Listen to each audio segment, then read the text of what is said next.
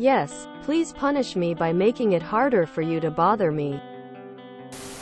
The owner of a small company issued me a company cell phone that I didn't need, and felt that gave him an excuse to call me any time of day or night, workday or not, with stupid questions. He also kept giving us, those of us with company cell phones, changing rules about using those phones.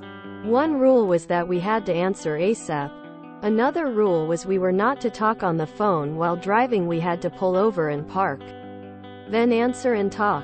So one morning I'm driving to work, and should get to the office about 15 minutes early, when he rings my phone. Morning traffic is heavy near the office, and it takes me some time to get out of traffic and park in a parking lot before I answer. He keeps it ringing the whole time. When I finally answer, he asks, "Where are you?" I tell him that I'm about 10 minutes from the office, but I had to stop to answer his call. He asks, "Why aren't you here yet?" I tell him again that I probably would have been at the office by now, but his call and rules have me sitting in a parking lot instead. I ask, "What is the hurry? Is there an emergency? If I wasn't interrupted, I would have been in the office early." He responds, "Why aren't you coming?" I remind him of his rule that I am not to answer his phone and drive at the same time. This type of stupid banter continues for a while, until he gets tired. So he hangs up and I continue to the office. Now about 15 minutes late. When I get to the office, owner meets me and demands that I give him back the phone. Says I do not deserve it. Hooray! Now he is unable to keep calling and bothering me. About a week later, owner stops into my cube and asks why I am not answering his cell phone calls. I remind him that he confiscated that phone. Apparently he shoved it into a drawer, and he cannot hear it ring. Yeah, I moved on to greener pastures not long after this. Wow, it sounds like that boss could be outwitted by a sack of hammers. Is he allowed out in public without supervision? We were early adopters of BlackBerry messaging devices. We were told we were to answer emails the first hour after leaving and put in that time as overtime. I pointed out I would be driving home at this time, and he had the audacity to tell us in writing, "Just read them while driving like I do."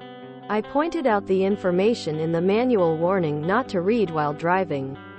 He told me to just pull over. Well, I drive a major interstate highway in an urban area. Stopping on the shoulder to read isn't legal. So, I began my overtime from the moment I heard the phone buzz.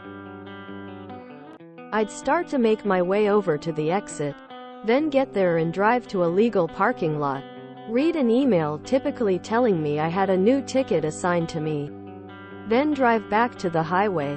When I merged with traffic, that was when the clock ended. So, I'd clock out, and my time started again when I got that first email, typically 10 minutes. Then I'd work most of that first hour. I put in for both overtime and mileage. Maybe just a couple of miles a week, but it was one more form he'd have to approve and send to, accounting for an extra $1 or so per week. I related to my coworkers, and all 20 of us did the same. He did end the policy shortly after. Company phones are great and all, when I'm on the clock. Many years ago, I took long service leave, extended accrued leave after 10+ years service, from my job, and per policy, I handed in my work-supplied phone. Well, SIM card. The phone handset was mine. During my extended break, I was headhunted for a better position.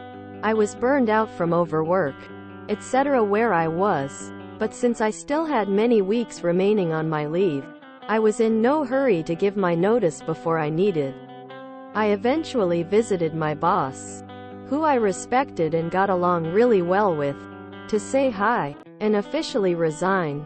She remarked that she'd heard that I might be leaving, and was quite surprised that I had been ignoring her numerous calls. I told her I had received no calls from her.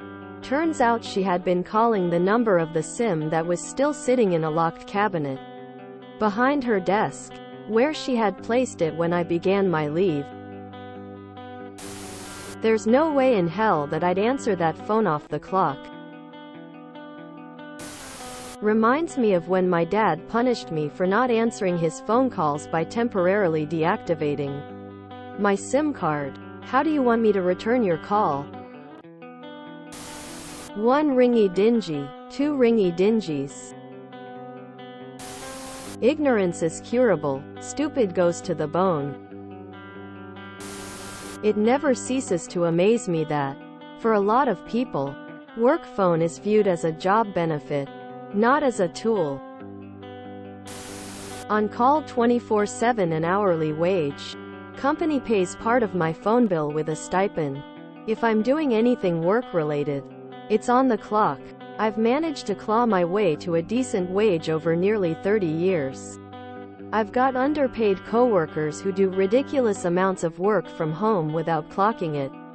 For a company that gives no bonuses and pitiful raises, America needs to stop donating its time to rich people. And corporations need to stop using healthcare to keep hostages. What a twit. Shame you hadn't left the ringer on really loud. Who cuts his meat? Leave the company cell in the office. It's a high-price cordless desk phone. That man would be out of his depth in a puddle. It's like in school when you get suspended for a week because you get caught skipping class too much. Damn. You really showed me this time, Mr. Krupt. I love mandatory answer policies. Easy way to get 2 hours on the clock for a 30-second call. I've heard of the left hand not knowing what the right hand is doing, but never the right hand not knowing what the right hand is doing. If you were still there, I'd suggest making subtle hints that he should see some form of doctor. This has the ring of truth. I always demand a work phone and keep a separate phone that's private at the same time. That way, as soon as I get home and is of the clock, I turn that nightmare brick off and forget about it until I head to work again. Occasionally I have to use my personal cell phone for work. Very rare. My boss offered to cover my cell phone bill, but I declined because, and I told him this, if you're paying for it, there will be an expectation you can reach me whenever you want. Which I am not okay with. He understands that when he calls my personal phone off hours, I have no obligation to answer. And that's how I want it. If you enjoyed this video, please check out our playlists full of similar content. Epicaricast is like doom scrolling for your ears. Please like, share, and subscribe.